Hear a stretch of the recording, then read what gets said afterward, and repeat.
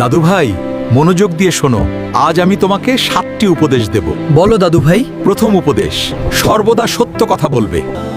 দ্বিতীয় উপদেশ, রাগের সময় যে কেউ প্রশ্ন করুক কোনো উত্তর দেবে না, ভুল হতে পারে। তৃতীয় উপদেশ, খুশির সময় যে যাই কিছুই বলুক না কেন, তুমি কারো কাছে ওয়াদাবদ্ধ হবে না।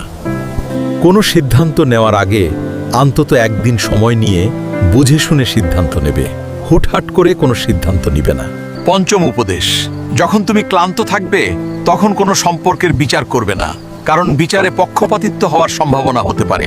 ষষ্ঠ উপদেশ, দুঃখের সময় কোনো সিদ্ধান্ত নেবে না, কারণ সেই সিদ্ধান্ত সঠিক নাও হতে পারে। সপ্তম উপদেশ, যখন তোমার অতিরিক্ত টেনশন হবে তখন কাউকে তোমার কষ্টের কথা বলবে না, কারণ তোমার কষ্টের কথা শুনে যে কেউ সুযোগ নিতে পারে। সর্বশেষ এবং গুরুত্বপূর্ণ উপদেশ, সবসময় তোমার নিজের মনের শান্তিকে সব সিদ্ধান্তের আগে রাখবে, কারণ তোমার মনের শান্তি সমস্ত প্রশান্তি এনে দিবে তোমাকে।